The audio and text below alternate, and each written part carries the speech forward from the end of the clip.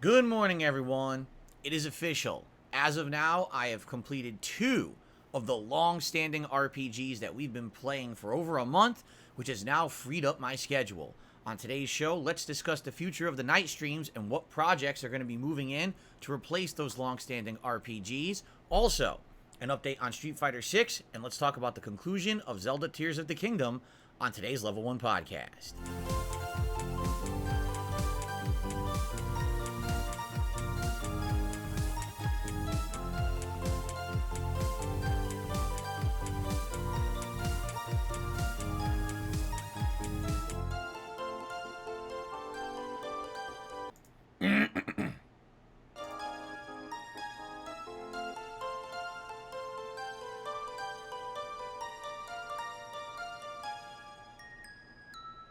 Alrighty, everyone, as I'm trying to maneuver and click the right things and do the right things with a cat on my lap, how is everyone today?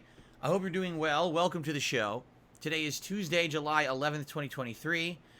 I coughed in time to the beat, did I? I tried to mute my cough, and I think I muted the music by accident. That's what happens when you have a silly feline on your lap. Right, Jasper? Jasper? Jasper Kitty? He never talks to me when he's on my lap like this. He'll talk to me all day long, but then as soon as he's on camera, clams up. Anyway, so welcome to the show, everyone. And today we've actually got quite a bit to talk about. All right, and here's why. It is official that we have now completed not 1, but 2 of the long-running playthroughs that I've been doing here on the channel as of last night.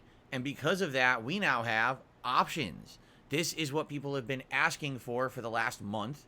They said, when are you going to finish these long-running RPGs? You're playing way too many RPGs at once. We want variety on the streams. We want more kinds of content. And when will you get to it? There have been people waiting for various different kinds of content related to Street Fighter 6 that we just never got to because I've been too busy juggling 3 RPGs. Along that line, there's been other games as well that people have wanted that we haven't gotten to because I'm just too busy with all these night streams. So, the good news is, we are done. Both Diablo 4 as well as Zelda Tears of the Kingdom. Zelda actually completing a little early. I thought that I was going to need Wednesday night stream to beat Zelda Tears of the Kingdom. But once again, much like what happened with Diablo 4, people kept saying, oh my god, you have no idea what you're in store for, Phil. The end of Tears of the Kingdom is very challenging. It's going to kick your ass. You're going to rage. It's going to take you a million tries. And it took me an hour to beat. It wasn't a big deal at all. It really wasn't. And I didn't even really have any... We'll talk about this. I didn't have any of the things you really needed to prepare to beat the end of the game. And I beat it anyway. So take that as you will. Either I guess I'm good at these kind of games because I've been playing difficult games for the last 15 years, or maybe people just tend to over-exaggerate because they want you to think that you need to play 50 hours of optional content that's totally not necessary to beat this game. One or the other, right? I guess we'll figure it out. But anyway, because I beat Zelda last night, we now have freedom. Because that means I have literally nothing committed to the late night streams. Nothing at all. We have ideas, and actually I have 3 distinct ideas for late night streams that I would like to go over with all of you today on the show. So for those of you who are here live, congrats, because we're going to have a live discussion about this and you're going to have direct, feedback and input into it. If you're watching this on demand after the fact, I urge you today, exercise your right to voice your opinion. Leave a comment on this podcast on YouTube and let me know what it is you want to see for the night streams moving forward in the month of July. Because I'm literally going to take your feedback as a vote, as this is what you would like, okay? And so I'm going to try to see, is there a consensus? Is there, in general, something that people really want? But I have 3 ideas that I think are the 3 best ideas for right now. We're going to start talking about those on the show today. Now, obviously, I've beaten Zelda Tears of the Kingdom, and I would like to give my final thoughts on the game after a 50-plus hour playthrough. So I will today. But I'm not going to go crazy into it with extreme detail. I've talked about Zelda multiple times on this podcast over the last 2 months.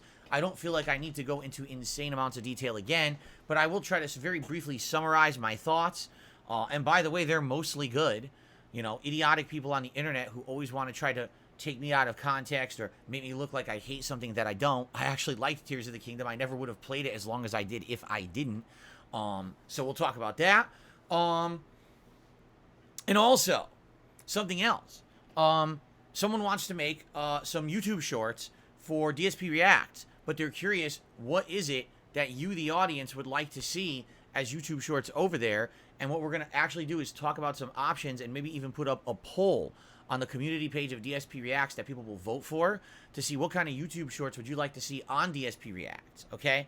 Now, speaking of YouTube shorts, before we even get to any of today's topics, you might be wondering, gee, Phil, I wonder, why have you not been doing any YouTube shorts for DSPGaming recently, right? If you haven't noticed, I think in the last month I did 2, if that. And one of them was my initial thoughts on Final Fantasy 16, which was, 2-3 weeks ago? So there's good reason for this, and the reason is as follows. When I'm juggling Street Fighter 6 and 3 RPGs, there's really not that much to highlight. And what I mean by that is, what am I going to highlight in an RPG? One silly moment where I died or something? Okay, great, but it's not that big of a deal. What am I going to highlight in Street Fighter 6? A combo? A moment of rage? I mean, I get angry at Street Fighter 6 all the time, but it's not necessarily something that's, like, crazy highlightable. You know, we're not doing narrative-based playthroughs where there's something funny to react to. You know, some of the best shorts that I've done this year were playthroughs like Oblivion, where something ridiculous happened, and we could highlight that, and it was really funny to watch. But nothing like that's really been happening in any of the playthroughs recently. In fact, maybe you want to argue, a lot of people have been saying, oh, well, June, if you didn't like Street Fighter 6, was kind of boring. You're kind of right, because both in Zelda and Diablo, and then in Final Fantasy, it's not like there was so much interesting stuff going on in these games, quite frankly. It almost felt like kind of going through the motions in a lot of cases with these kind of RPGs. So, if there's nothing really crazy going on, what is there to highlight? Now, if you guys have, you know, suggestions of things you would like to see highlighted as a YouTube short, by all means, let me know. I'd love to hear your thoughts. But I just haven't really seen much that was really highlightable because we weren't really playing anything that kind of, I don't know, really fed into YouTube shorts, in my opinion. Maybe I'm wrong. Maybe you guys think that there was a lot and I skipped it. I don't know. Let me know your thoughts. But in general, I just didn't see that much to really highlight in the month of June and now even in early July. But maybe that will change because we're about to do some interesting different things, and we'll talk about that today, okay? Anyway, let's begin at the beginning, shall we? So, last night, I played Zelda Tears of the Kingdom, and I was in the final dungeon of the game, the 5th, they call it the 5th temple of this, the Sage of Spirit or something, which they never even explain what that is. It's really weird because all the other sages in the game have an element. The Sage of Wind, the Sage of Fire, the Sage of Lightning, right? And then there's the Sage of Spirit. What the hell is that? That's like Kwame's ability in frickin' Captain Planet. It's terrible. Heart? Who wants that? It doesn't even do anything. It's a mech. I'm not even kidding you. The person has a freaking mech they drive around. Spirit. Right. Shows that Nintendo didn't even know what it was. So anyway. Actually, it wasn't Kwame, was it? No, it was Mati. It was Mati who had the power of heart in Captain Planet. I got my Planeteers crossed. Now I'm embarrassed. You know, I'm a kid of the 80s and 90s. How dare I get my Planeteers crossed? Anyway, no one cares. Let's continue. So, last night, I resumed with my playthrough of Zelda Tears of the Kingdom in the middle of this final temple. And there were 2 more major puzzles to complete to get robot parts to build a mech. And quite honestly, these puzzles weren't that hard at all. They were actually quite simple. And we build the mech. And then the game was like, okay, well, now what you need to do is walk across the depths to this point out there in the depths on a map, and that's where the end of the dungeon is. Okay, so we did that, and what's funny is they put a ridiculous amount of enemies between you and this point you're supposed to go to, and they put these checkpoints where there's all these like weapon pieces that you can put on the mech as it walks with you, and you can either have the mech attack by itself or you can control the mech and actually fight in combat. The thing is, just like with Link, when you put these parts on the mech and you use it, the parts break. So immediately you're like, this is tedious. Why did they do it this way? Why not have it be fun? You know, everyone complains about the destructible and degradable weapons in the game. Why not have a part of the game where it's not like that, where it's a little different for variety, so you can feel like you have some power and you don't feel weak, like things can break at a moment's notice? Nintendo says, no, we can't do that. We've got to use our tried and true annoying formula to piss you off.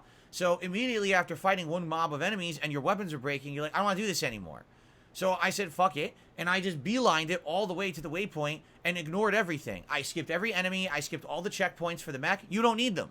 You literally don't need the checkpoints. They're completely extra, have nothing to do with anything, and they don't add anything. It's just extra content, extra combat you don't ever need to do. Just busy stuff to make the game longer, basically. So I said, screw it, and I ran all the way to the final checkpoint, which is a temple. I strapped a rocket on the back of the mech. I launched it up a stairwell, and we fought the boss of the dungeon. Now, here's the hilarious part about this, okay? This is... Well, okay, I won't spoil yet, but basically everyone's warning me. They're like, oh, this is going to be good. Phil's got to fight this boss. This boss is rage-inducing. This boss is one of the most annoying in the game, and we can't wait to see Phil fight it because he's going to lose and lose and lose and have to keep retrying it. We're going to be here for like an hour. It took me 5 minutes. One shot. Easiest boss in the effing game. Do you want to know why? Because I didn't waste my time doing the boring shit getting there. I just beelined it. So here's what happened. This boss, basically what happens is your mech gets into a ring, like a wrestling ring almost, or a boxing ring. And you have to have a one-on-one fight with another mech, okay? Now you have to use weapons that are available, but the only weapons they put in the ring for you are these spikes that are punching, like a boxing match. But because I didn't waste time fighting a million generic enemies that didn't need to be fought and added nothing to the game but only padded it, I had a torch on my right hand, okay? And the torch on my right hand lights the boss on fire. So literally all you need to do is walk up, light it on fire. Now it's stunned. Punch, punch, punch. It hits the ropes, takes damage. It jumps, light it on fire. Punch, punch, punch. It hits the ropes. That's the whole boss fight. It took me one shot, 5 minutes. It was the easiest boss fight in the game for me by far. Like, super simplistic. And everyone's like, oh, so actually if you skip the generic padding shit that Nintendo puts into this part of the game, it benefits you. Yeah, just like it does the rest of the game, which is the point I've been making for the entirety of Zelda Tears of the Kingdom. Nintendo purposefully padded the game to make it seem like one of their longest, most robust, most filled, chock full of content games ever made, but half the content is completely superfluous and actually makes the game worse. Sorry, it does. It's called bloat. The word I've been using the entire playthrough. It's bloat. If you skip the bloat and you just get to the good parts, the game's very good. But the bloat that's in there makes the game feel so hefty and tedious and arduous.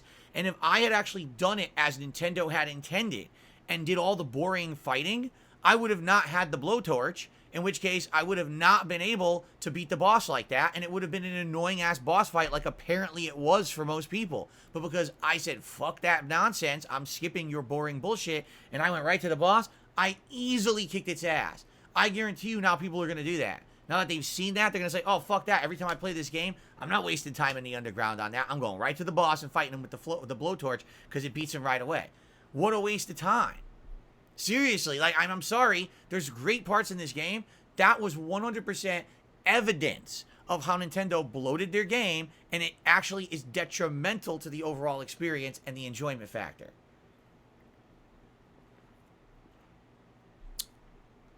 So, after I beat that boss, we headed into the end game. Now, the thing is, from what I'm to understand, okay, there's two ways to get into the actual end of the game. Option number one is to do an insanely long, time-consuming quest in the depths. Because once you've completed everything with the 5 sages and you've gotten the Master Sword, which I already had, the game tells you, go talk to, what's her name, Josha or whatever? Because she has the quest for the underground, the depths. And you have to do all this exploration in the depths, essentially. You have to follow all these statues down there to go to these various little like, temples. I guess what it is there's that Yiga clan that was the major part of Breath of the Wild. And they're in this game as well, but they're all underground. So they have all these bases and things down there. You have to take over. You have to fight the head of the Yiga multiple times. I guess there is like one final optional boss fight against the head of the Yiga or whatever. And it takes a long time to get through that quest line. People were telling me it's lengthy. Like, if you do it all, it's not like dozens of hours, maybe a dozen hours extra to your playthrough to explore all these depths and do all these optional bases or whatever. And at the end of that, all right, at the end of all of that, it will lead you to where Ganon is in the depths, okay? So if you do it the way, again, the game intends, you waste like 15 hours of your life. And I hate to say it, because that's exactly what it is. It's a waste. Do you actually get anything significant for doing it? No. Maybe you'll get enough pose, and you'll do the quest line to get the underground armor that's gloom resistant, right? But in reality, no, you're not going to get anything significant. You're getting a little bit extra story as you fight the Yiga clan or whatever. But it's padding, it's filler, it's to make the game longer. If you use your common sense and you say, where would Ganon be? Well, gee, when we started the game, Link and Zelda were going down a staircase under Hyrule Castle. They found this room full of murals. They found Ganon, and inadvertently Ganon gets released, right? Jasper Kitty loves to crawl on my lap now during these podcasts. You silly guy. There we go. And so yeah, if you use common sense, you say, well, where would he be? He was under the castle when the game started. So guess where he is? He's under the fucking floating castle. What do you think he did? He moved? He went and bought a condo or something? You know, he went to a high rise? No, he's still under the castle. So all you got to do is go under the castle, and once you fall all the way down there, which is the deepest part of the depths, there's a big cave system you have to go in. By the way, it's annoying. You have to go through all these different caves, and there's a bunch of gloom-style enemies or whatever. You have to get past them. And there's essentially a big chunk of stuff you have to do to finally get to the Ganon area of the game. And the game really, really wants you to experience this as like this was the home stretch and the final gauntlet. Because it really is a gauntlet to beat Zelda Tears of the Kingdom. There's a part where you have to fight 4 different waves of enemies from the game. Now, the good news is all of the sages are with you. So they're all using their abilities, and it doesn't become... I feel like it actually felt interesting. Now, I know some people might say, well, it felt tedious because there's a lot of enemies. But it's kind of the culmination of all the combat of the game. You got a whole team of people with you. And if you're using all the abilities of them, and if you're using the mech, which I used, it's actually not bad at all. The mech is very useful in this part, where you can just keep pushing them back and beating them up and getting your energy back. And if you do it right, which I did, I one-shotted it. A lot of people said that's one of the harder parts of the game, and I one-shotted the gauntlets of enemies. And once you beat them, then you get a checkpoint, and then you actually get to the final Ganon boss fight. The final Ganon boss fight, again, is a gauntlet, okay? A complete crazy gauntlet, 4 phases, all right? And in reality, the Ganon boss fight is not difficult. It's a puzzle, like all Nintendo games, right? And many Zelda games. The final fight is not really a culmination of all the skills of the game. It's just a puzzle you have to figure out, and once you figure it out, it's pretty easy to beat. But of course, the first time you fight them, you're not going to know that. When you get to phase 2 for the first time, you're not going to know what the puzzle is. So you have to figure out the puzzle slowly, and in the game's defense, thank goodness there's a checkpoint right before the boss fight. Can you imagine if you had to do that gauntlet of enemies again before you fought Ganon? That would be ridiculous, but they put a checkpoint right before the boss, which was very good. So, without too many spoilers, because I don't really want to spoil the final boss fight, because it's pretty darn epic, in my opinion. The one thing that Nintendo did once again, this is the only reason they did it, okay? The only reason they did it was to annoy you and make the game more time-consuming. When Ganon hits you, he inflicts you with gloom, meaning every time that he hits you and you get your hearts reduced, you can't heal the hearts anymore. So if you don't go into this fight with gloom restoration items, like, you know, food that has the ability to heal hearts affected by gloom, you can't win the boss fight unless you do it absolutely perfectly and don't get hit, which no one's going to do unless they're a perfectionist who, you know, practice the shit out of the final fight, right? So, you know, for a first-time person going into this fight, if I didn't go in there with gloom items, I never would have beaten it. And I think I went in with 3. So the good news is I went in with so many that I was able to fully restore my hearts 3 times, and I actually was able to do it. But if I went in there with like 1 or 2, I never would have beaten it. And that's, I mean, what the hell? Let's just make the end of the game, the final boss, so annoying. It's not bad enough that you had to do a gauntlet of enemies, then you have to fight 4 phases. But also, let's make it you can't heal. It's just like, hey, we want you to play our game, but while you're playing our game, we're going to be holding the controller and slightly moving it to the left the entire time you're trying to play. Oh, by the way, we're going to be tickling your ear with a feather. We're going to raise the ambient temperature in your room by 45 degrees so you're sweating profusely, and we're going to have someone screaming in your ear, nah, nah, nah, nah, nah. Are you having fun yet? Because that's the ending of Zelda Tears of the Kingdom. But it's challenge, right? Like, this is what gets me about it. Like, how do they not understand that? Okay, 1 thing is challenge. 2 things is difficulty. 3 things is annoyance. And, like, 4 things is, like, fuck you. Why are you doing this? It's difficulty for the sake of annoying you so that you have to spend more time going back and re-preparing for the boss fight. And, in fact, that's why people were warning me the whole game. They said, do the plot line, the optional plot line, where you have the ability to put down waypoints that you can fast travel to, because you're going to want to have a fast travel point right outside of Ganon's room, because we guarantee you're not going to beat it, and then you're going to have to leave and probably prepare more, level up more, get more armor, get more healing. Guess what? Didn't need to do that. I beat it. So all that bullshit, everyone was so worried that because I didn't grind for 50 additional hours and I wasn't going to be able to beat the game, that I needed this. Didn't need it at all. All bullshit. All right? What it is people, sadly, feed into this line of, oh, well, you know, everything in this game must be good because it's a Nintendo game. Everything in this game must be meaningful. It's not. All right? And again, if you like Zelda and you want to immerse yourself in the world of Zelda, go for it. But understand that's not for everyone. Some people want to play the game, enjoy it, but don't have 100 hours to spend on it. And in Nintendo's defense, you could do that. I played this game for 50 hours. Here's what I really enjoyed. The open world exploration aspect and the wonder and discovery of going into these geoglyphs and finding the story cutscenes. I liked all of the 4 major dungeons. Honestly, I don't consider the 5th temple a dungeon. It really wasn't. It was 4 puzzles and a silly boss fight that actually sucked. So I think the 4 major dungeons were good. I thought the 5th one was terrible, but I actually don't think that that really applies. You know what I'm saying? Like, it wasn't really a dungeon, okay?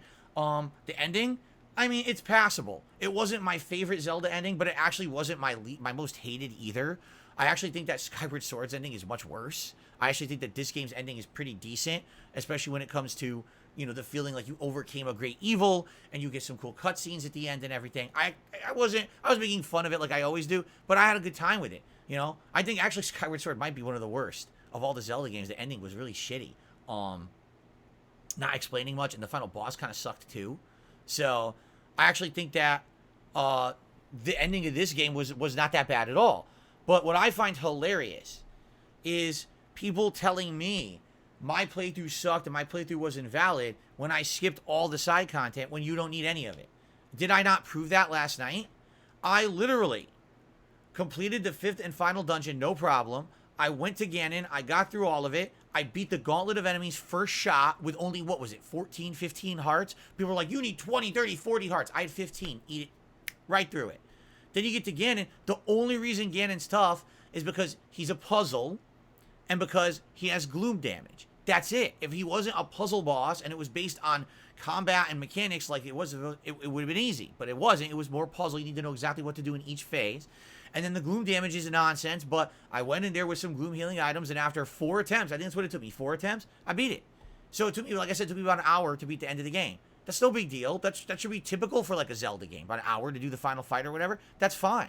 So where exactly did I have to fucking do any of the stuff that everyone gave me shit for? Right? I know the whole story of the game. I understand it, right? I did all the necessary important stuff. That got the Master Sword and all of that. And I didn't do 40 hours of nonsense, which didn't need to be done. I mean, it's nice, again, if you're a Zelda completionist and you love the lore of Zelda and you wanted the ultimate Zelda game with 5 zillion hours of extra content, go for it. I'm not here to tell you you're doing it wrong. Enjoy. But for people who told me my playthrough sucked because I skipped the content, fuck off. I didn't need to.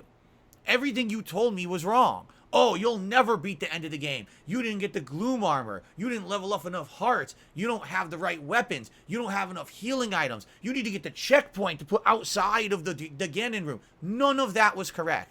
Every single tip there was wrong. I went right to it and beat it. So what the hell are you talking about?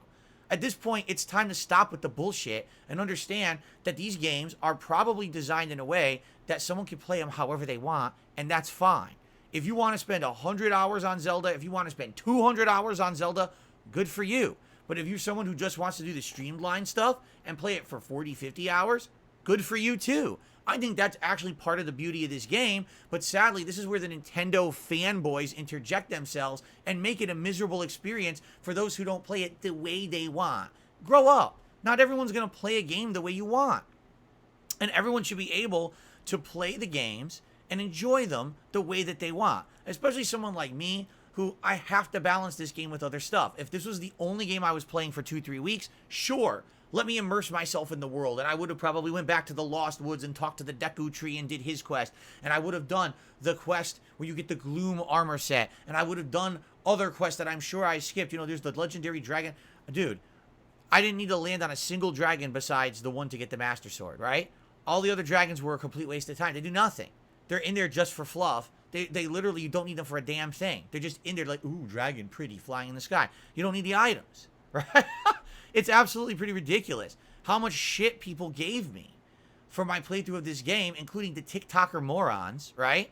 When they were all wrong. Literally all the cases people made against my playthrough were incorrect. At the end of the day, I was able to go through and beat it like any other game, and it wasn't a big deal. Yeah, there were a little bit of a hurdle there with learning the puzzle aspect of the end and having gloom healing items. But outside of that, it wasn't a big deal. So why am I such a horrible villain gamer? Because I didn't play it at length the way that people wanted. I just don't understand it, okay? And again, I have the right to criticize the game if I feel that there's things in there that should be better. Yes, I do feel the fact that this game doesn't necessarily give you direction or guidance in the order to do stuff or what's more important, right? Right from the get-go, when the game started, people say, oh, it's an open world game, do whatever you want. Okay, I'll go over here. Oops, everything there one-shots you. Can't go that way. So then it's not an open world game. If everything in that direction one-shots me, then I can't go that direction. So why doesn't the game say, go this direction, this is where you should start? Oh, well, it's an open world game, do what you want. No, you've already defied your own logic. You see what I mean? But people do, again, it's Zelda, it's Nintendo, must defend it. No, listen, at the end of the day, all right, this is a great game. It is. Is it better than Breath of the Wild? The reason that I have a hard time saying that is because it adds a lot, like the puzzles with the physics mechanics and the building are actually ingenious, and in my opinion, the best new addition to the game by far. I thought that they were going to hinder the game. Remember, before it came out, I was worried. I was like, I don't want to play Minecraft. I want to play Zelda. I take all that back. Those were unfounded worries. The game was great with those mechanics. I don't think I ever had a complaint about that stuff. I thought it was fun and ingenious and funny to fail at them and see things flop around and, shit, gotta go back to the drawing board. You fly off of, one of your platforms you built or whatever. It's funny. It's genuinely entertaining, and it's probably some of the best parts of the game were based off of that mechanic.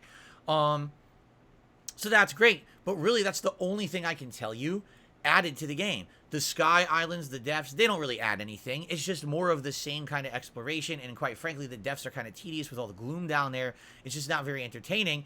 And in the sky islands, you can't really fly around freely the way you would like. Like, imagine if you had the bird from Skyward Sword, and you could fly around any of the sky islands you wanted, and you had free reign to explore up there, instead of having to rely on towers to propel you up, and finding ways to launch yourself from island to island. It just gets more tedious and too much work, and it's not worth it. What are you going to get up there? Oh, I got another fucking component to fuse to my sword. Oh, I got another one of the 4,000 shrines in the game. You know what I'm saying? So basically, to me, I think that Breath of the Wild, because it was the first time you were exploring this world, right? Honestly, was like a more interesting experience. Like, I remember the first time running into one of those dragons and my jaw dropped. I was like, whoa, that's totally new and interesting for the Zelda franchise. or, you know, the first time you get to the Lost Woods, or you get to the Gerudo Village, or you get, you know, when you're going to these places for the first time, you're just blown away. And the big creatures, the big dungeons that are actually monsters and stuff in the environment, the beasts, legendary beasts, that was really neat too. Like, all those things were great. And this game just kind of rehashes a lot of that, but sadly doesn't do it in a way that you know, what's jaw-dropping? Oh, I saw a new geoglyph in the distance. Let me go check it out. But outside of that, like, what else is there? You already seen the whole map. There's nothing interesting in the depths of the sky. There just isn't. It's just more of the same. So, you know, for me, it's kind of a mixed bag. Did I enjoy my stay in Zelda Tears of the Kingdom? Indeed, I did. I'm glad I played it for the over 50 hours that I put into it over almost a 2-month period. I actually enjoyed the ending. I actually did. But at the same time, I'm sorry. All this shit that people gave me in the last month for my playthrough was unfounded. Everything that I did was meaningful, right? I didn't really engage in any of the optional bloat that would have padded my playthrough another 40, 50 hours and took another month to 2 months to beat it. And absolutely none of the stuff I skipped was necessary for the game at all. I got the full story, saw all the dungeons, beat the final boss, no problem, easy peasy. What's your point? Right? Well, exactly, how did I do this wrong? So, I had a good time with it. You also have your right to play it how you want. But for me, I did enjoy it. I just don't think I enjoyed it as much as giant Zelda fans, right? I am a fan of Zelda. I grew up playing Zelda games. You know, like I said, Link to the Past is still my favorite Zelda game of all time. And now, as a YouTuber, I've arguably played every other major Zelda game that's been out there on a console, right? But at the same time, I'm not going to sit here and kiss the game's butt and say, oh, it was my most anticipated game of the year. And oh my God, I'm so much content. I don't care about that so much content. It wasn't meaningful. So I didn't care about it, you know? I kept running into quest line. Do this, do this. What? No, I'm not going to do this for you, you stupid townsperson. What are you going to give me, a fucking 5 rupees? I don't need your bullshit. I just want to fucking progress in the story. You know? Again, there has to be a point where you draw the line, like, what's time-consuming but meaningful, and what's a complete waste of my time, and I'm going to be upset by the time I do it. And once you do the second or third thing that's a waste of your time, I'm not doing them anymore. And that was basically my experience with this game. All right, forget this. I'm just going to go try to do the major things then, because this is taking too long. I mean, we were getting legitimately bored with the game in the first 20 hours. And then I said, fuck it, we're going to start just doing major story stuff. And all of a sudden, the game got good, right? When I started only doing the geoglyphs, memories, and the dungeons and stuff, it got better. It got really good, actually. Like, every one of those major regions was very interesting with their plot lines and everything. The game had all these mini-bosses. The fuck would you fight one for? Doesn't do anything. Oh, they had the 3-headed dragon from Zelda 1. I don't care. Doesn't do anything. Why would I fight it? Why is it in there? You know? I don't know. Anyway, to me, good game. Fun game. Glad I played it. But at the same time, not, oh my God, overwhelming game of the year, best Zelda game ever vibes for me. It's just not. It just doesn't feel like that to me at all. Alright? So, you can disagree with me and that's fine, but you gotta respect my opinion too. You can't just sit around and be like, oh, well, just because Phil didn't play the 100 hours, that means his playthrough sucks. No, it doesn't. You know, you can laugh and you can say, oh, you know, he didn't really do this the right way and he sucked at it. That's fine. Criticize my gameplay all you want. But try to say that like, oh, the way I played the game was invalid. No, this is the way Nintendo intended. They made it so that you can just do streamlined or you could take as much time as you want. They built the game like that. That's because some of the genius of Nintendo. They knew you didn't have to do all that side shit, but if you wanted to immerse yourself in it, you could. So why in the holy hell would you say to someone who's not doing it because they don't want to waste all that time and they're not enjoying it, how could you say that that's invalid and then yell at them and say they're doing it wrong? That is the most ignorant mindset, right? So enough with the bullshit. It really isn't a big deal. I'm glad that I'm done with the game because I'm just tired of people talking oh, Phil's playthrough is a train wreck and shit. Fuck off. No, it's not. It actually was a good playthrough in my opinion. I had a good time with it and I'm glad that I played it the way I did because I don't want to play it till fucking October. I want to get it done and move on to other things, which we're now going to do. Okay?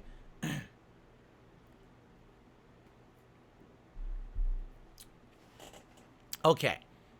But of course, the funny part about all of this is that no one will acknowledge that I said the game is good. They'll all just say, you see, he skipped all the content and he just hates the game. Because they're morons. So go ahead and prove your false narrative with your bullshit, your straw man arguments, your selective reasoning, highlighting things that I said out of context. Go for it, fuck faces. I don't care. Zelda Tears of the Kingdom was a great game. I'm glad I played it. It's just full of bloat, and I'm glad I skipped a lot of it. All right. So now that Zelda is done,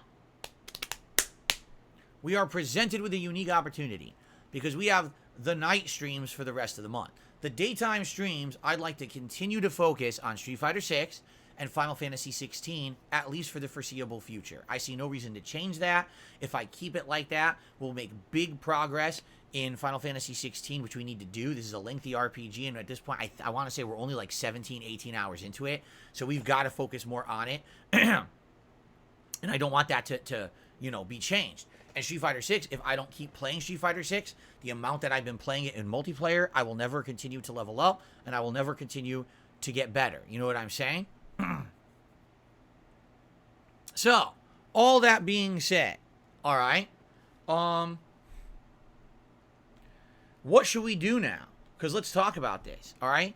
We have many options of things that we can do, and tonight's late stream, actually, we are doing one of those options, because we already determined when we beat Diablo, we wanted to do that tonight, and that is the World Tour mode of Street Fighter 6, okay? This is a mode that is completely separate from the competitive nature of the game. It's a first time ever for a Street Fighter game to have a mode like this.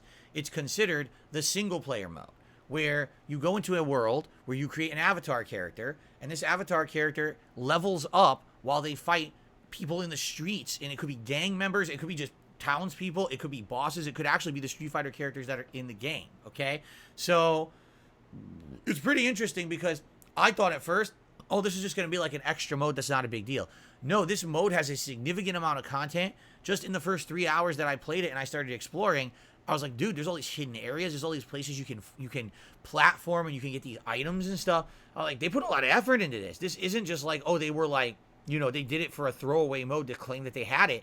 They actually tried and put a lot of effort into it. So, we played for 3 hours, and we basically ran into Luke and almost maximized Luke as a trainer. Once you do, you unlock their optional outfit in the game, which will be neat to do.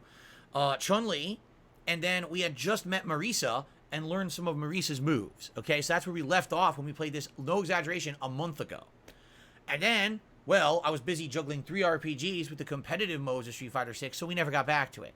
Tonight on the late stream, we're going to do it again for 2 hours, and I'm excited to jump back in and level up my avatar more. If we just, like I said, if we do Luke a tiny bit more, I'm going to get a free outfit in the game. I don't have to buy it. So that's going to be cool. I can't wait. I want to unlock the outfit for Luke for sure. Because I didn't get it yet. And Luke is a character I haven't even used yet, and I'm considering using in the future, so it'll be cool to have his alternate outfit to try. So, basically, yeah, I want to try it more tonight, 2 hours. Let's see how it goes. I'm sure there's going to be a lot of combat, generic grinding in the streets or whatever, but at the same time, there's some funny stuff. It's going to be a stream that I can finally chill and interact with you. I haven't had a lot of streams where I could do that recently, because every time I play Street Fighter 6, it's competitive play, and I have to be hyper-focused on the game 100%. So because of that, I haven't been able to chill. Tonight will absolutely be a chill late night stream, which is excellent, okay? Now, here's the thing, all right?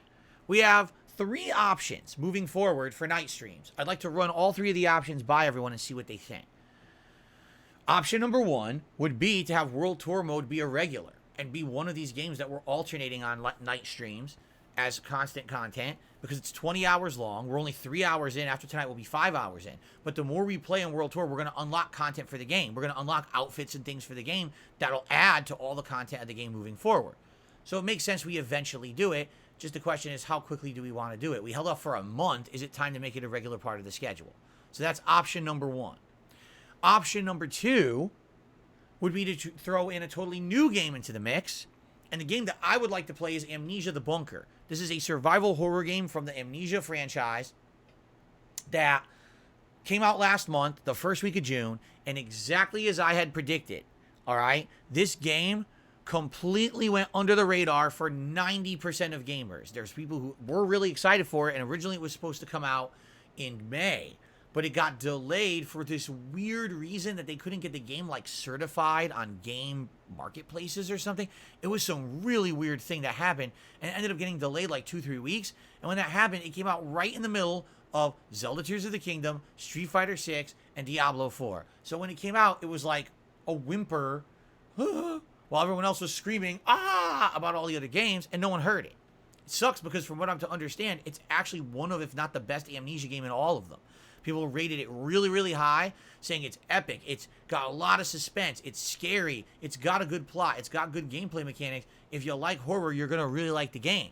But no one really talked that much about it outside of the ratings, right?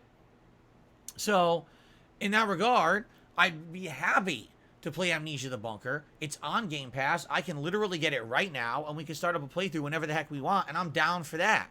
So, that's an option, okay? Now, the third option, all right, is something else that people have been asking for. And I told you guys I wasn't going to really consider it until we got to a point where we could. And I think now we're at that point, all right? The third option is as follows.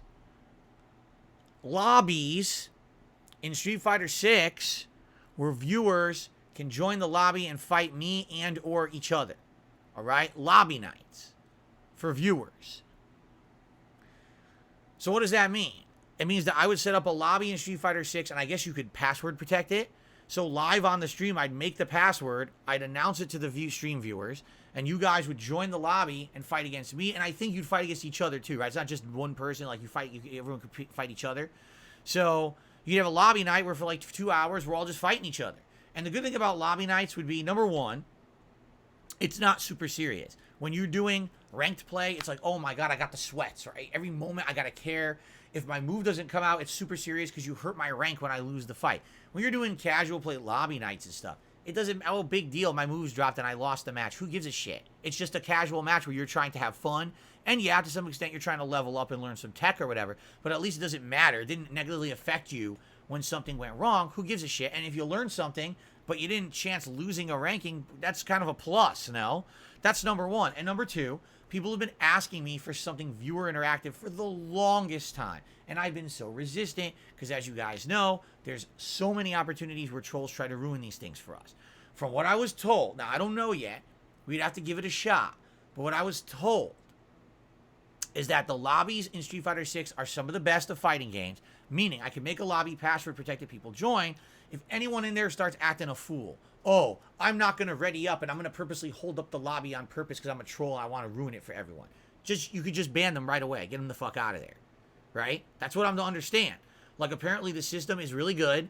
It's set up for moderation. It's set up so that these lobbies can be serious and not assholes going in there and trying to fuck around. Because this was the problem with the other fighting games I've been playing. The 30th Anniversary Collection would be an outstanding collection if the lobby system worked, and it doesn't. There's not even a way to kick someone out of a lobby. So you can have an asshole just sit there endlessly and not move, and that's it. No one can play in your lobby. It's dead. So, as long as they really do have these lobbies, again, I'm just going off of what I'm told. I haven't tried it myself yet.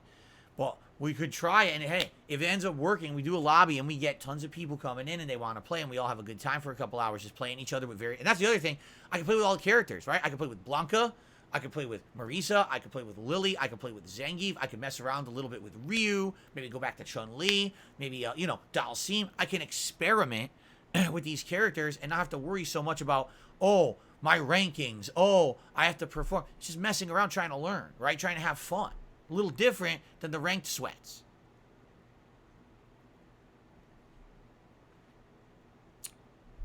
So I'm willing to give it a try. But I'm just going to forewarn everyone. If we try it and somehow people found a way to game the fucking system, and now it's constant annoyance, it's constant harassment, people found a way that the lobby won't work, it glitched out, oh, you could change your name to something offensive to try to get people in trouble on the stream, and now there's no way for me to moderate or get them out of there, then we're not doing it. I'll give it, we'll try it once, and if it goes down nicely, we'll keep doing it. Maybe it could be a regular thing where maybe 1 or 2 times a week we do viewer nights in Street Fighter 6. Viewer lobby. And by the way, that's a great way to practice. It is. That's how I used to practice in Street Fighter. I would go to my local arcade, I would go to a friend's house, and we would just sit down and we would try out different strategies, different things that we had ideas on, different characters that maybe we're not good with, but we're trying to learn. That's how you learn. You got to grind in that environment. You know what I'm saying? Without that environment to do it, if everything's a tournament level competitive ranking environment, it's hard to learn. But if you have these more casualized sessions with good variety, that's how you learn more. Because there's nothing really, you can more relaxed, try different things out. Oh, it's the 3rd round. I don't really necessarily care 100% if I win this round. Let me try something new, right? That's what it's all about. So, really? YB Better says, recently watched your Sifu playthrough. I guess that was last year. You need way more props for beating that game. 50% of players beat or quit on day one. Was it? Wait a minute. Sifu. Was that last year? It was, wasn't it? Yeah, Sifu was last year. Dude, time flies and all my fucking games blend into one. Yeah, it was last year because last year was Sifu and also Midnight Fight Express. That's right. Okay. Yeah, Sifu was great. I love that game. That game was really fun. It really was. There was a few things that annoyed me at first, but once I learned it all, I had a great time with it. Perfect parrying everyone at the end of the game and rebeating the game without hitting anyone was super cool. Anyway, so yeah. So there's our options. Option number 1, World Tour mode, put it into the regular rotation, have it be a chill stream once or twice a week, and make advancements so that we can get free unlocks in the game, but also it's an ample opportunity for a chill late night stream where we can all interact and have a good time together. Option number 2, survival horror and Amnesia the Bunker, put that into the rotation again once or twice a week and make some progress in it. Option number 3, viewer lobby nights with Street Fighter 6, where viewers will be able to join and play not only me but each other in a lobby-based environment. It'll be more casualized. Yes, we can level up and learn new tech, but at the same time, it's not ultra serious constantly. Okay? How does that sound? I mean, those are the options. And the question is, what do people want the most? That's an interesting question, no? I don't know. I actually don't know. And what I'd like to do right now, not exaggerating, everyone in the chat has a different idea. Everyone in the chat is disagreeing. Listen to this. World Tour is lame. I played through it. It's not worth it. No, do World Tour. Well, I want option 2. That's literally 1 vote for number 1, 1 minus vote for number 1, a vote for number 2. User proposal says viewer lobbies, right? 672 says obvious answer 3 viewer lobbies. Big Papa Phil says World Tour and chill. Ellipsian says, in my opinion, you're playing too much Street Fighter for my taste. Adding World Tour to the mix is too much. See? So, the horror game sounds amazing, says Heist Darkness. Everyone seems to have a different opinion. All right? Because here's the thing. We need to determine what we're doing tomorrow night right now. We need to figure this out. So the way I see it, okay, here's what I'm thinking for tomorrow night, Wednesday night, which is my final stream of this week before my break. We're either going to do a viewer lobby where I play with viewers for the first time, or we're going to do a 2-hour Blanca Madness stream where I try to attempt to continue to level up with Blanca in 3-star Diamond and hopefully get him to like 4-star Diamond. Or, what was the other thing? No, that was it. Those 2 options. And then, depending on your feedback, we'll determine if we do more of World Tour later next week and if we do Amnesia or not, or if maybe we keep that rotation going, you know, with whatever. So, right now, everyone's saying do a poll. Everyone's saying do a poll. You guys want me to do a poll? All right, we'll do a poll. Everyone's calling for a live poll. We're going to do it on the community tab. All right? So let's do it right now. Let me refresh my tab here. Community.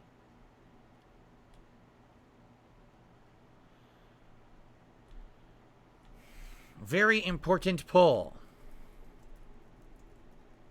Now that night streams are freed up, which of the below would you like to see more of? And right away, please vote and good luck. So, the 3 options, as we said, option number 1, Street Fighter 6 World Tour mode, late night chill stream vibes. Option number 2, Amnesia the Bunker survival horror.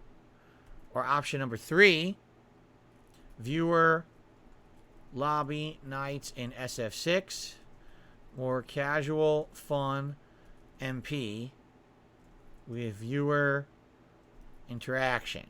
Oh, it doesn't fit. So I'll say casual MP with interaction. Now it fits. Right?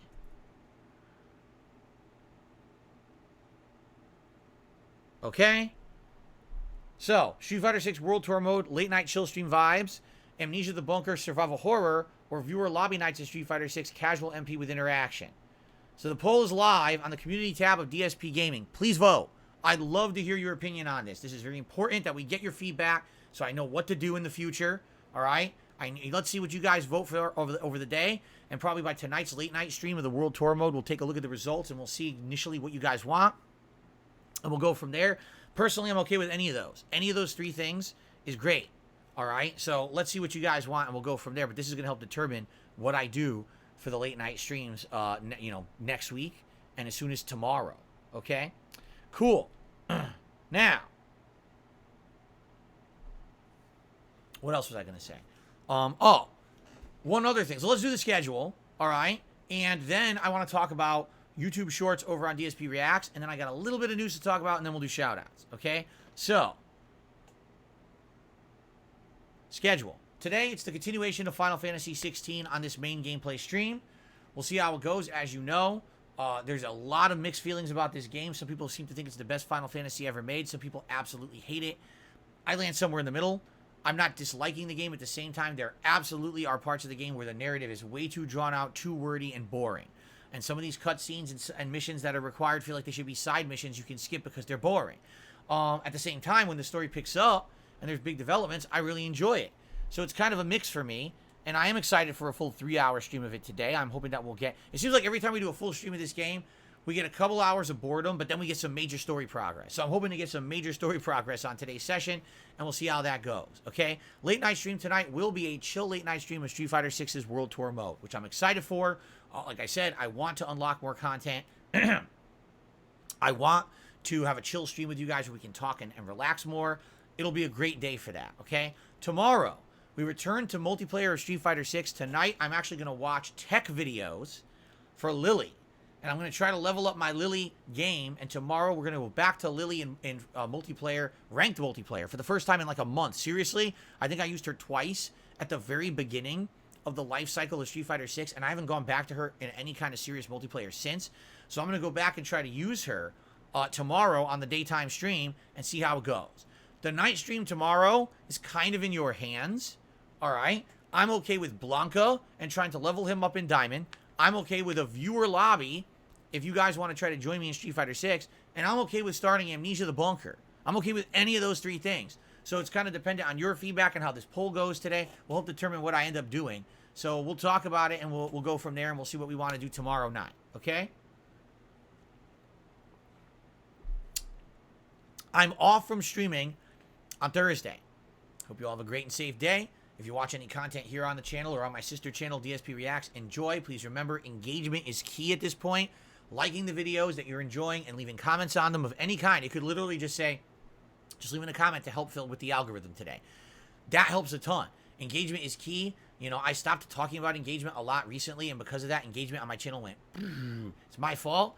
Please engage with the videos. The more engagement, the better. It helps this channel. If you could do that for me, I would really appreciate it. It's an easy and free way to help out this content, okay?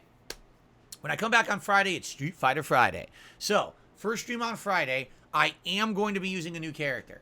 I know who the character will be, but I'm not telling you yet. I know exactly who the character will be. This is a character that I've actually been looking forward to trying for a while, and I want to give them a shot during the daytime stream on Friday, okay? So we'll give it a shot. We'll see what happens, all right? Then, depending on how that goes, I might want to play with that character more on the late night stream for Friday Night Fights. Or maybe I want to mix it up and do something different. Maybe, like I said, maybe I want to do a late night stream of Blanca and try to level him up for a couple of hours in Diamond. We'll see. We'll see how it goes and see how I feel on the late night stream for Friday, okay? Saturday, Final Fantasy 16, continuing on, and Saturday night could be whatever. It could be Amnesia the Bunker. It could be World Tour mode in Street Fighter 6. It could be a fan lobby night in Street Fighter 6. I'm going to leave it open. We're going to see how the polling goes and try to determine what you guys want. Sunday's daytime stream will be DSP versus the internet. That's right. The React show will be on Sundays for now because it makes more sense if my day off is on a Thursday to have 2 days of gameplay before we interrupt that for reacting. Okay? So Sunday is DSP versus the internet.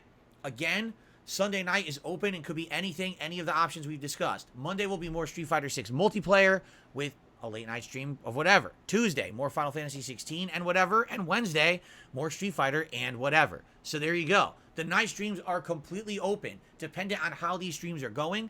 It'll, like, let's for example, we do a late night stream that's a fan lobby, and it goes horribly. It just doesn't go well.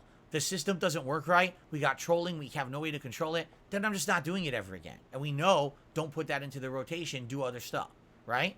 But if we do it well, it works well, then we could probably do it regularly. I'm not saying every other day. I'm just saying maybe once or twice a week, perhaps.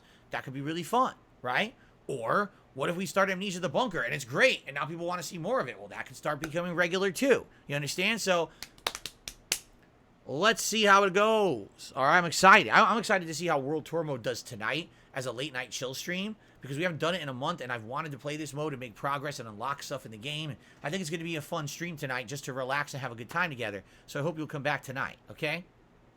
Anyway, that's the rough schedule for now. Keep in mind, we have one special event planned for this month at the very tail end of the month on Saturday, July 29th. It is the Dark Side of Machinima event where I'm going to be reacting to the June the King documentary about Machinima, but I'm also going to be adding in tons of my own context and backstory. I have a lot to talk about and say about my 6+ years with Machinima. Some stuff you probably never heard of before, and some stuff I'd love to fully elaborate on. I have all the email receipts to prove stuff, so I'm going to be doing research and going through that and getting that ready for you, you know, within another 2 weeks. So that's a special event all day Saturday the 29th coming up. Outside of that, in August, it is my 15-year anniversary celebration. In August, we're going to be doing a series of special stuff, basically like something special every week. One week, we're going to do a special retrospective event where we go back and watch clips for my 15 years as a content creator, and I react live to them, and you're going to be able to nominate the clips I watch. We're going to have a special Project 7 viewing event where we go back and watch the entirety of the Project 7 show from start to finish, and I'll do live commentary, and I'll add all kinds of perspective now that I've seen the John and Howard video about me, and they talk about Project 7 quite a lot in that. We're going to be doing special throwback playthroughs as anniversary runs and stuff. We're going to be doing a tier maker ranking all of the games that I named as Game of the Year or runner-up for the last 10 to 15 years and ranking them against each other now in 2023 to see if they hold up. This is just some of the things. Just some of the things, right, that we're going to be talking about. So this is going to be exciting. I think we're going to have a great time in August celebrating my 15-year anniversary as a creator. It should be a good time, okay? So that's coming up, and we'll have more on that as we get closer to August. All right? Fair enough? All right. I have one gaming news story to talk about today. Ladies and gentlemen, a judge has ruled that the FTC's case against Microsoft to try to prevent the Microsoft acquisition of Activision Blizzard is invalid and will move forward.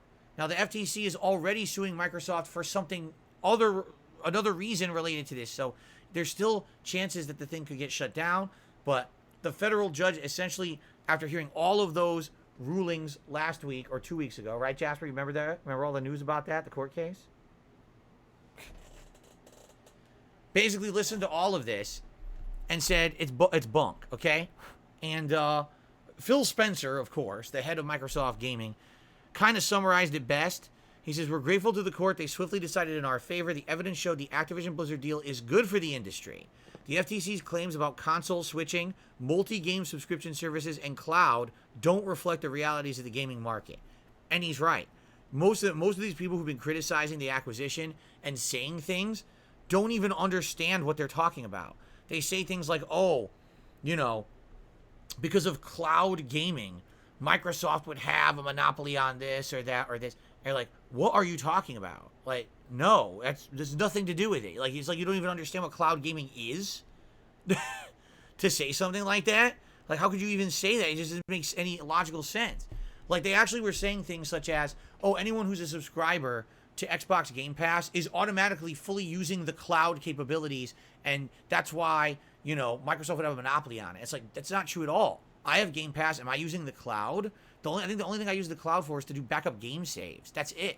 I'm not doing any gaming on the cloud or anything. So their whole logical arguments were wrong. They were all just completely invalid, okay? So basically, it's... Oh, Jasper, be careful. There you go. Basically, it's good news for Microsoft, obviously, right? Like, this is obviously really good news for them. This is exactly the ruling that they were looking for. But it's not the end of the road. There's still things that, like I said, there's other legal things in the way, but this was a major step in a good direction for Microsoft. And, you know, now they're saying, oh, hopefully this will now streamline our acquisition. But I don't know. I guess we'll see. But that's really it. That's it for game news today, guys. That really covers it. So now what I'd like to do is talk a little bit about my React channel, DSP Reacts, and here's why. So Arkham has made a couple of YouTube shorts for the channel, but Arkham is looking for guidance because Arkham wants to make more, but Arkham is curious, what is it that you guys would like to see for YouTube shorts first or more on DSP Reacts? Because as you know, DSP Reacts covers quite a lot of topics. It covers my weekly show, DSP versus the Internet, where I react to clips from all over the Internet. We could do some YouTube shorts based on that. It also covers my long-standing legacy-style content. You know what I'm saying? Like retrospective-style content from back in the day, me watching my old stuff and commenting on it and stuff like that. You've already seen some of that. Like I watched my old review of the Wendy's salad and chili, and that was a fun short that I put up that people really liked. Or we could actually go back and do like clips from the old DSP Tries It episodes. So it's not necessarily retrospective stuff, but it's like the original DSP Tries It episodes and stuff like that. So there's options. There's different options. So because Arkham is curious about what you guys want to see for a short and he's willing to make some, we're going to put up a poll right now on DSP Reacts. Flash poll of the below. Which kind of YouTube shorts would you like to see most made from the content here on DSP Reacts? Please let your voice be heard, and good luck. So, first option would be highlights from DSP versus the Internet clips show. Second option would be highlights from DSP Tries It legacy episodes. And the third would be retrospective highlights from older content over the years, right? Because there's tons of content on that channel from over the years that could easily be highlighted in YouTube shorts. But would you prefer to see the DSP Tries It style stuff, other kinds of retrospective stuff, or stuff from newer stuff like the clip show? So let's go ahead and post that poll up. That's for everyone. It's a public poll. So now you guys got 2 polls to vote on. What is it you want to see soon here on DSP Gaming for late night streams? And what kind of YouTube shorts do you want to see over on DSP Reacts? Because Arkham's willing to do a couple for us, but he needs guidance on what to work on. Okay? So please vote. All eyes and ears will be on these polls. Okay? All right. All right, guys, let's get to shout-outs. We start off today with Elliot Ness, who did a super chat and insulted myself in the podcast. Thank you, Elliot Ness, for the super chat. I really appreciate that. Enjoy your permanent ban. Continuing on, we have some tips to shout out today. Excuse me. Oh, man. Hold on a second here.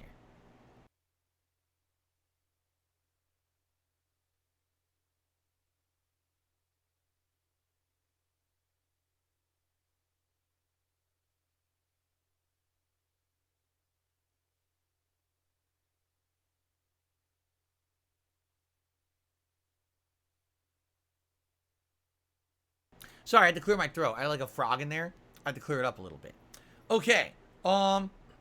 So, let's do some shout outs for tips, shall we? We start off with a $5 tip from Vincent. He says, oh, this is interesting. Okay, listen to this. I'm a first-time tipper, and he's going to give me some tips on the World Tour mode of Street Fighter 6 tonight. Well, thank you, Vincent. I would love those, because it's the first time we're really sitting down to play it in a major way. Let's get him on the leaderboard, first of all.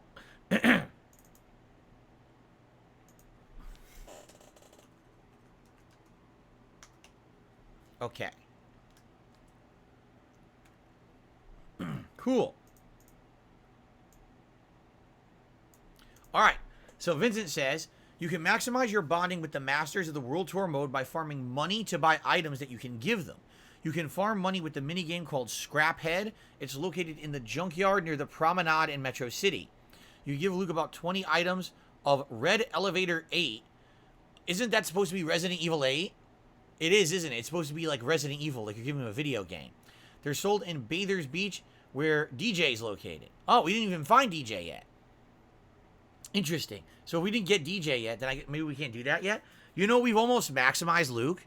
I'm almost positive we almost maximized him even without giving him stuff, because we've been using his combat the whole time in the first 3 hours. So I think we're close to maximizing him anyway. But we did give him a few items already.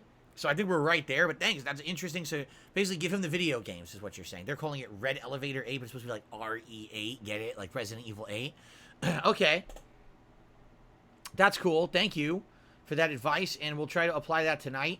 And hopefully, like, I think we can maybe even maximize Luke tonight. I think so. And that'll unlock his in-game outfit, which is pretty cool that we can use that in the entirety of the game. So, okay.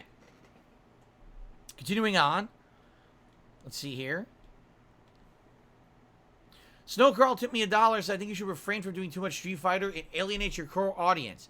It's a niche thing, and fighting games aren't very popular anymore. That's absolutely ridiculous. Most of your fans want variation. Thanks. And I want to bring you guys variation. I want you guys to understand.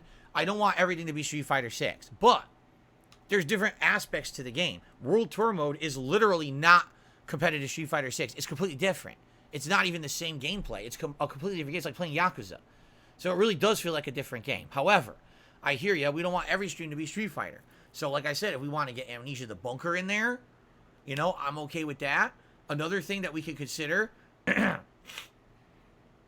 would possibly be doing the return of Elden Ring, which is something that I've wanted to bring back now, and we could have that come back at some point sooner rather than later. It doesn't have to be, you know, this next week, but bringing back Elden Ring and trying to finish up that playthrough with the hardest content in the game with my magic build. That's a possibility too. Okay. Thank you, Snow Carl. We got another. Let's see here.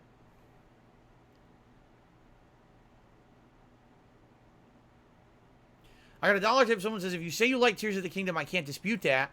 I'm just of the opinion that if you liked less than half of the content in the game, you didn't really like the game. No, I liked the main content of the game that was meant to be the main focus.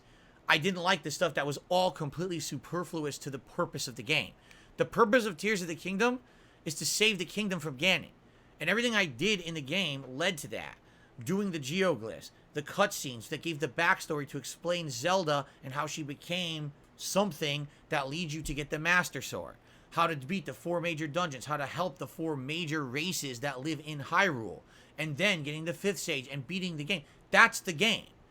The stuff that I didn't like and enjoy is the stuff that's completely extra from that you can easily skip. And as I showed in my own playthrough, didn't hinder my enjoyment or beating of the game, unlike everything that I heard. All I heard the playthrough was, you need to do it. If you don't do it, you're going to have a hard time at the end, and you're going to complain and say the game sucks. Well, guess what? I got to the end. I didn't have a hard time. The game doesn't suck. You were wrong. You just wanted me to play it the way you wanted because you have this weird notion in your head you must be some kind of a completionist gamer to enjoy a Nintendo game.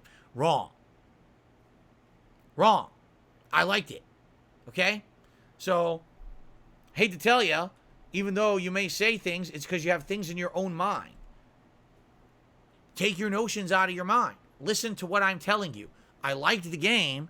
I played just most of the main stuff, and it was a great game for that. It was any time that I veered away from the main stuff that I realized this feels like a time waster, and it was. Because I easily went through the game without it. Didn't add anything. Didn't miss out on nothing. Still played the game and liked it. You got to deal with it. Sorry if you can't, if that crushes your reality. That you think that every single thing in the game must be experienced for it to be a good playthrough or for me to enjoy the game. That's completely false. That's your narrative you've built to try to justify the 100 hours. Sorry. Wasn't like that for me. That's just my reality. Maybe it's different from your reality. Okay?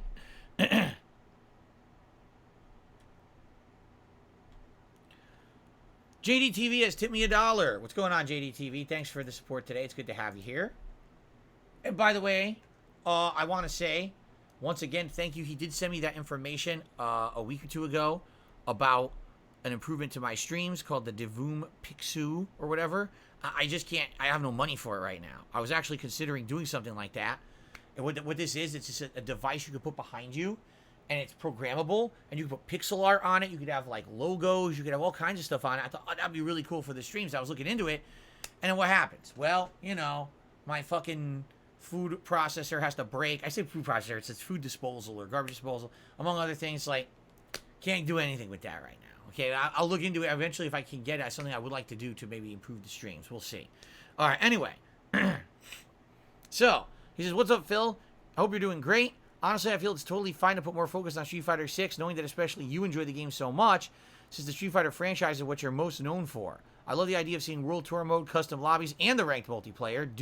If you do that, you shouldn't add too many other games to your list, in my opinion. Maybe one or two other games while focusing on Street Fighter. I agree. And the whole problem was I was either playing competitive Street Fighter or I was playing 3 RPGs. There was no variety, right? It was RPGs, if you like them, watch them. Street Fighter, if you like it, watch it. Well, what if I only like one of those? Or what if I don't like either of those? Well, you're boned, right? I want to get more variety. What if you like late night chill streams? Then the World Tour mode in Street Fighter 6 should be up your alley. It's going to be us interacting, talking while I explore this world. I do combat, we level up. That's going to be nice late night chill streams, right? What if you want more casualized play that's not super sweaty, serious shit? Well, then, if we do viewer lobbies, that'll work. What if you just want a whole different genre of gaming? You want to see survival horror? Hey, Amnesia will work. That's what I mean. That's why I want to get your feedback on this. I hope you guys will vote in that poll, okay? All right. I received a $1 tip from Carliga. Says, breaking news, this just happened. The UK regulatory body CMA suspended the case versus Microsoft's acquisition and is ready to negotiate concessions to make way for the deal. It's practically over. The merger will be announced on Monday. Game Pass is going to increase in value tenfold. Starting Monday, every single Blizzard game will be on Game Pass, including World of Warcraft, including Warcraft 3 and all its expansions, including all the Diablo games, including Overwatch. Who fucking cares about that? It's already free and no one plays. I'm making all that up. But now I wonder what'll happen. If it does go through, that'd be cool, and then we'll see how this is going to affect stuff, because there will be changes for sure. What will they be? We don't know.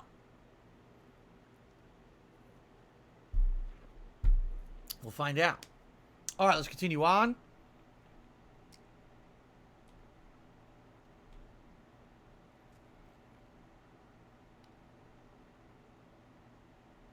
I got a $1 tip from Snowcrawl. Says, it seems like recently a lot of people just try to put words in your mouth, like saying you dislike a game when you said the opposite, or trying to misrepresent your views. Why do you think this is, and how can you prevent it from happening? I can't, because YouTube allows people to do whatever they want and say whatever they want with absolutely no justification whatever. Like all these years that people say things about me that cannot be factually proven because they're not factually true, but because they present 27 cases of circumstantial evidence that have all been fabricated, it must be true. So just keep saying it about Phil, right? Take everything I've said about Zelda out of context and say, oh, Phil said all this and he hates Zelda. Well, no. Did I say all this? If you directly quote something I've said, yes, I've said it. But did I ever say I hate Zelda? No, not once. So how could you say that? But YouTube allows it. And people say, oh, that's free speech. No, it's not. There's a difference between free speech and defamation or slander. Free speech would be you have the right to criticize. You have the right to say facts. You don't have the right to literally make shit up about someone that's considered harmful to them. That's illegal. It always has been. But people get away with it all the time because there's no regulation on YouTube. You can do and say whatever you want and no one holds you to task for it. YouTube doesn't care unless it's like harmful to children or something like that. They won't ever take action. They say just go sue them then, right? So they will always do this because why? Because there is profit and there is popularity in making fun of Darkside Phil. I've been the whipping boy of the internet ever since This Is How You Don't Play started, and it's never ended. It's just exacerbated and gotten worse, and there's nothing I can really do about it. Unless I completely retreat from the internet and decide that I will never make content on the internet ever again, and I don't give anyone else anything new to work with, that's probably the only way to end it. But the thing is, I love what I do. I love gaming. I love content creation. I love interacting with you guys every day. I have passion for it. If I didn't, I wouldn't be here every day doing it. I would have given up a long time ago. All right? So I'm not going to give up on it. I'm going to continue to do what I feel is meaningful because you guys tell me it's meaningful every day, so I'll keep at it. And I will ignore the white noise nonsense. All I can do is urge people to check out the content for themselves rather than listen to what everyone else says about it. Why is it that there's so many, I'm not even kidding you, hundreds to thousands of people on this internet, on YouTube particularly, who have all repeated negative memes about me? But then when you come to the streams and you watch, you're like, well, wait a minute, the meme's not true. You're right. But I can't stop the meme. That's just the nature of the business, right? And I'm sadly one of the people who's most negatively affected by it, and there's nothing I can really do, okay? So, ignore it. That's what some people are like, well, why don't you do something about it? I can't. What could I do? Get a lawyer, try to sue people for 5 fucking years and have a long drawn-out legal battle that will go nowhere and probably not even result in anything meaningful? Like, what's the point? Or I could just sit here and be positive and make more content every day, continue to be me, continue to be real with my audience, and just have a good time, right? That's what all I've ever wanted to do to begin with. I never became a sellout. I never became a shill. I never became someone who played the game. I don't do this just for money. A lot of people have issue with that. How could he turn down $50,000? Because I'm not in this for money. I'm in it for the love of what I do, for passion, to be legitimate, to feel like I'm putting out meaningful stuff for an audience that wants that kind of content. That's why I'm still here. I wouldn't be here. I would have quit years ago. When the harassment got so bad, I would have been out of here, man. But people don't get that because they can't see past their own world mindset, their own little, very short-sighted way that they enjoy their own lives. They can't understand that other people have bigger, better things to their lives. They don't get it. Well, I don't care about those people. I care about you and me having a good time on stream, so I'll just keep going. I received a $1 tip.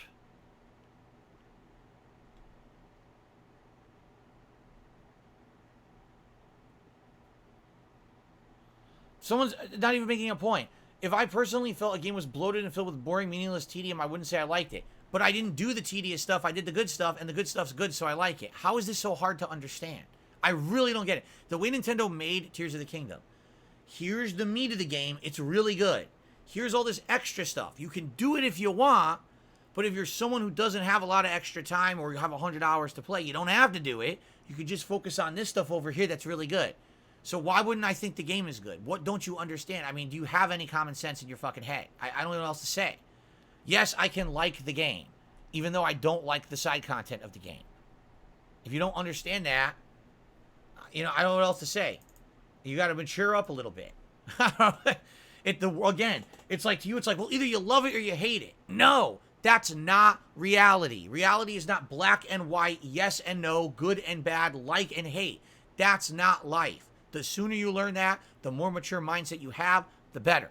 Stop with this bullshit. It's like the mind of a child, the way that you're talking. Okay? All right.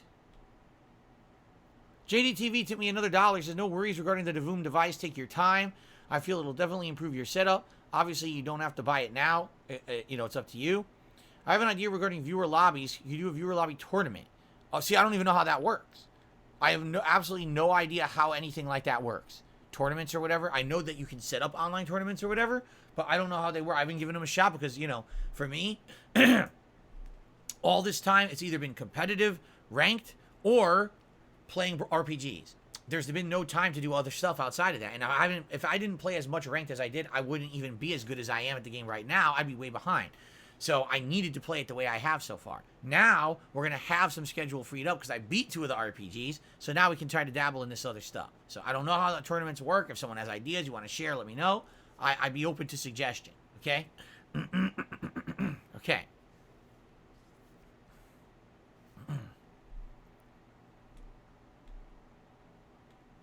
All right. Guys, we got a few extra minutes here. If anyone would like to toss some questions my way for a little bit of Q&A, that'd be great. By the way, I will say this.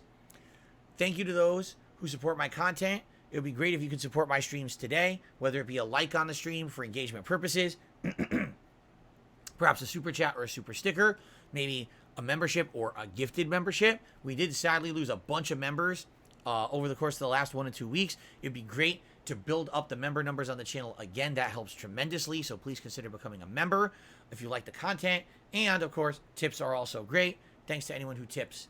And we have those tiered rewards for those as well. Okay? Anzo Camaro says, I love Street Fighter 6, but World Tour mode, man, it's disappointing. It's freaking easy and kind of dull. The best part is seeing dialogue of characters that I care about. Like I said, the World Tour mode for me would be like a late night chill stream. Like, let's be honest, Diablo 4. Can we really be honest about this game? Is it good? Yeah, it's fun. It's it's a chill stream style game. Is the story anything to write home about? It was all right. Is the gameplay anything to write home about? It's all right, right? If you get hooked on the gameplay and you do post game, it probably gets better. But really, it's just kind of one of those games that just kind of happens, and you talk with people when you play it, and that's kind of how it was. It was a vibe game for me, and that's kind of how I knew it was going to be. So I feel like World Tour mode in Street Fighter 6 will be more of that. It's something that we're doing while we're interacting and chilling. It's cool because we'll have some combat. There'll be some funny moments. We'll be getting stuff in-game that we can use in the other modes, like outfits and the like. So it's not a waste of time. It's just a time sink to get other stuff, but we also get to hang out when we do it. That's the way I would say, if you're just sitting around playing it by yourself, okay? Seriously, if you're just sitting around playing it by yourself, it's probably boring as dirt. But the fact that I will have a audience to interact with and have fun with, I think it's going to be a better experience. Okay? I received a $5 tip.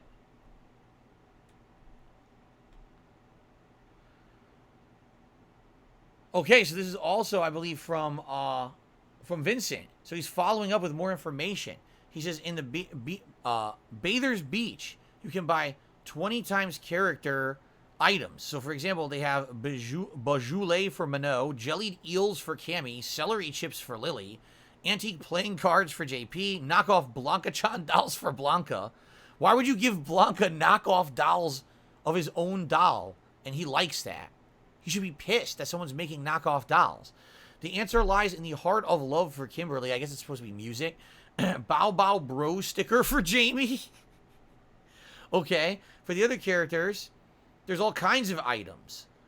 A wrench for Jury Dalsim. A wooden bear for Zangief. Cold tomato soup for Marisa. Cold tomato soup. That's her item. Lukewarm beer for DJ? Ooh. Seriously? Lukewarm beer is what he wants? Why would you want room temperature beer? Oh. He keeps going on. There's more and more. Rubber duckies for Honda. Instant curry for Dalsim. A cookbook for Ken. A cookbook for Ken? I don't know why he would want that.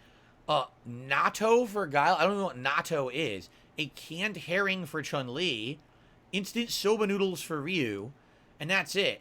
Sorry for the text wall. No, it's all good. That's interesting. So each character individually has their own kind of unique item that they want, and you give it to them, they level up. Got it. So you can level up the characters either by going through and using their special moves in combat, which is a slow build, slow grind kind of thing, or you can use your in-game currency that you earn to buy those items, and that'll level them up at an advanced rate. Gotcha. Okay. And I think we were doing it. Like I said, I think we had found a few video games, and we had actually given them to Luke, and that's why he's almost maxed right now.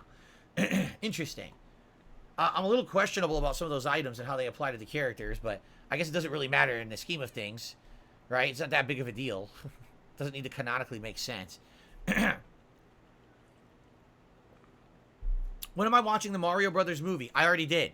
I'm reviewing it tonight on DSP Reacts. If you want to see the Super Mario Brothers movie review from me, it goes live on DSP Reacts after my late stream tonight. I'll film it and upload it. There you go. You've been wanting it for months. You're going to get it. Unbiased fan. So do you agree with Justin Wong? Street Fighter 6 is the most balanced fighting game on launch, and no character needs a nerf or buff. You know, let me put it this way, all right? I'm from the day of arcades. So's Justin, by the way. We're from the days of arcades. In the days of arcades, there were no nerfs or buffs. It was, you're playing the game, and that's that. It was very rare that an arcade game would get any kind of an update that would rebalance the game, okay? Like, look at Marvel vs. Capcom 2. 80% of the cast is completely unplayable at a competitive level, but the game is still one of the best fighting games of all time. You see, you didn't need everything to be rebalanced. What you needed is people to sit down and be able to learn the game and find ways to learn certain tech, to beat certain things. You might have a character, in the case of Super Street Fighter 2 Turbo, in the 90s and even the first half of the 2000s, everyone just across the world believed that T-Hawk was the worst character in the game. Then what happened? people discovered tech for T-Hawk, and now T-Hawk is considered upper mid to top tier because he has these setups he can do, tick throw setups that are unavoidable for most of the cast. He just gets them and wins. Okay? Now it takes a ton of execution to do them, but they're insanely godlike. So that's the thing about these old games that never got rebalanced or changed. Since they stayed the same for so long, people were able to learn this tech and learn ways around stuff. I mean, Sagat. Everyone says old Sagat in Super Turbo is ridiculously overpowered. But he's not hands down the best character. He gets beaten in tournaments. Why? Because people took the time to learn the tech to beat him. Now, what if the Super Turbo came out and within 6 months of the game, oh man, T-Hawk's way too weak and Sagat's too strong. We're going to lose Super Turbo V2 or Super Turbo Arcade Edition or Super Turbo Champion Edition. And we're going to rebalance. And now T-Hawk has 2 new special moves that are much better. And Sagat's way worse. He's slower. His uppercut does crappy damage and has low priority. You see, that's kind of what happens with modern fighting games. You get people who just commonly kind of complain about stuff. And because of that, they force changes that the developer feels pressured to do. And so then the developer will rebalance the game within 4 or 5 months. And now, wait a minute. I just played the game for 5 months. I've finally learned it at a high level. Now you're changing it? Why'd you do that? Right? So here's the thing. Right now, what are my personal opinions of the things that I've done in Street Fighter 6? I feel Zangief is underpowered and should be improved in a couple various ways if he's going to be... Ah, Jasper! He just scratched the shit out of my leg with his claws. Jasper! Why'd you do that?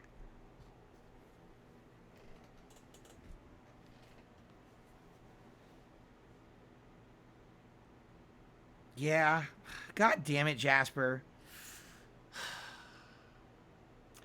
I gotta go disinfect because he just cut my leg. And it's probably gonna start bleeding any second. So I might as well go disinfect it now.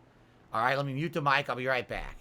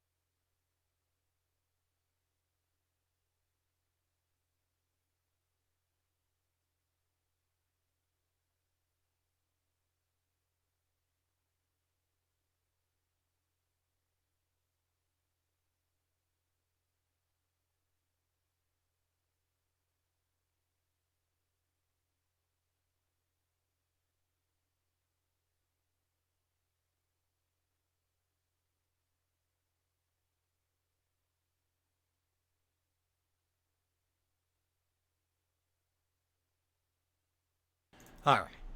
Crisis averted. It's not that big of a deal. It didn't go that deep, so don't worry. I'm not gushing blood. Not like, remember a few months ago? I still have big scars on my arm from when he jumped on the chair and thought my arm was the chair and dug his claws deep in. I still got 3 or 4, like slash scars on my arm from when he did that.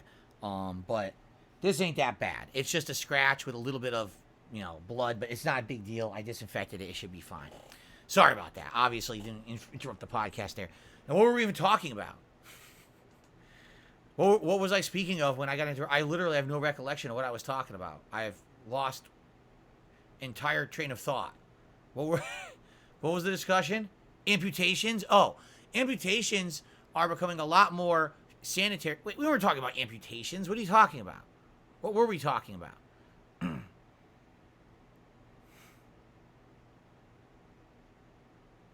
Oh, we were talking about Street Fighter 6 and the fact, is it the most balanced game ever at launch, and should it be rebalanced? And I guess someone had said Justin Wong is saying it's the most balanced fighting game ever at launch, and it doesn't need any nerfs or buffs. Here's the thing, okay? I can see from two different perspectives. From a modern gamer's perspective, I do feel Ken is ridiculously overpowered.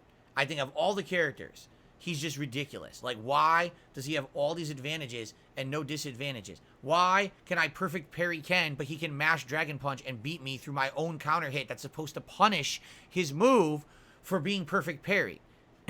Why does he have 5 zillion different mix-up setups that are all safe, and he has all these advantages while everyone else has to take risks to get a reward? He has no risk at all, right? He's an easy mode character, and people can play him online with a pattern and win a lot because he has so many options and everything's in his favor. Does that mean you should nerf Ken? Or does that mean that we have to just figure out ways around, right? Like, I think there are ways around a lot of the things Ken does, but they're character specific, meaning it's not really based on Ken, it's based on who you're using. Maybe your character has a way to beat his stupid floaty kick and blow through it with your drive impact or something like that, but you need to know that in order to do it. And you need to practice with your character to learn it, right? Is it fair that there's people out there who literally have picked Ken since the game came out, learned a pattern, and are probably at like diamond level with Ken right now? Probably not, because everyone else has to have a harder time. Try getting a diamond character level with Lily or freaking, Dalsim. God, working your ass off. Oh, Ken, mash one combo, mash one pattern, uppercut, mash one combo, uppercut. Stupid. Easy mode shit. But does that mean that the whole game should be rebalanced? Again, I see both sides of the coin. Because some people would say yes, and others would be like, nah, I think just keep it as is. The longer you keep the game as is, the more potential people have to learn tech in the game to beat the overpowered stuff. Same thing like Zangief right now. Everyone's saying they think Zangief is pretty darn weak in this game. That he needs more tools, that he gets completely destroyed in the corner, can't really get out, right? And everything, I think people thought originally Zangief was going to be one of his strongest iterations because Drive Rush, he'd rush right up in your face and grab you or do something, but it's really not. He's really weaker because everyone has these abilities to kind of do mid-range rush down. He really doesn't have great answers for it. Does that mean that Zangief should immediately be buffed and given new special moves or better properties? I don't know. I kind of feel like with these newer games, you got to give them time at a minimum. And I mean this, at a minimum, you should give them 6 months before you're rebalancing and tweaking the game. Let people play the game for half a year and determine truly what was unbeatable, but maybe you just haven't given it enough time to learn how to beat it, right?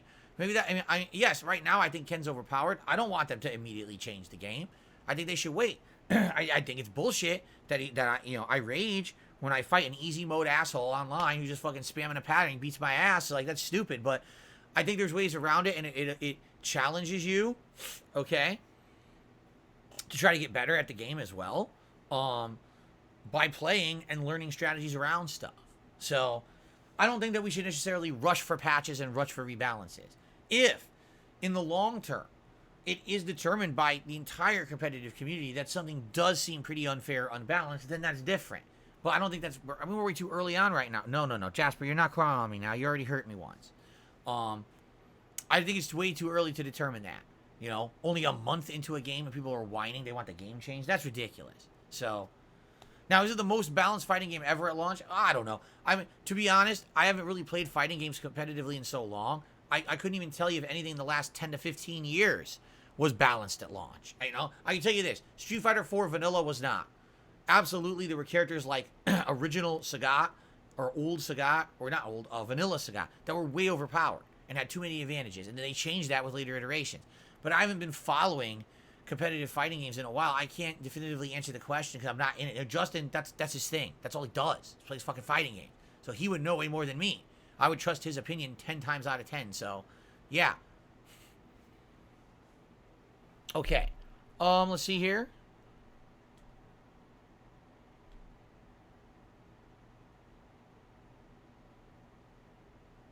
Oh my God.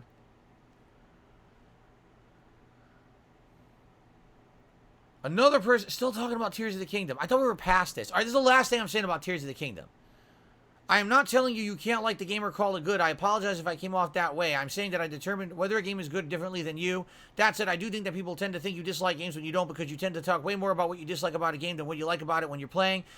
If the majority of what people are hearing you say about a game is negative criticism, I think it's understandable that they might think that you don't like the game. Well, I'd like to tell you this, that's not what happened, because when I actually played the game, if you listen to what I was actually saying, I was saying a lot of the times that I was really enjoying what I was doing, especially when I was exploring those glyphs or when I was actually doing the major dungeons, or when I was fighting any of the major bosses. The problem that what got clipped or what was highlighted on the internet was my criticisms, and that's what people hear more because you go for the viral memes. And since you're going for the viral memes and taking things out of context of the original playthrough rather than being there for the streams, you get to think that that's what I said more than with other things that I actually said that were positive.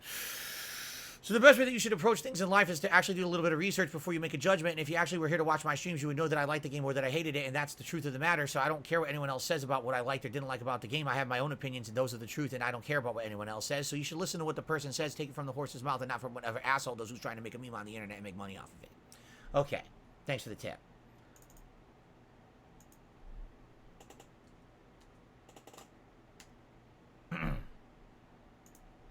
All right, are we good? All right. Guys, thank you for a fun podcast.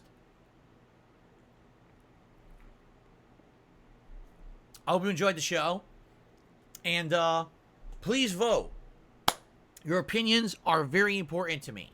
Do you want to see World Tour of Street Fighter 6 regularly hit my content? Do you want to see Amnesia the Bunker begin? Do you want to see fan lobbies in Street Fighter 6? Do you want to see clips and or shorts on DSP Reacts from DSP versus the Internet? Do you want to see highlights from previous DSP Tries-Its? Do you want to see more retroactive clips from older content? What do you want to see? I need to know. So please vote on those two polls. One on the community page of DSP Gaming and one on the community page of DSP Reacts. And I thank you all for watching the Level 1 podcast. I hope that you enjoyed it. I hope that some of you will stick around to watch me play Final Fantasy 16. But if not, I hope you had a good time. I'll see you all tomorrow. Peace out.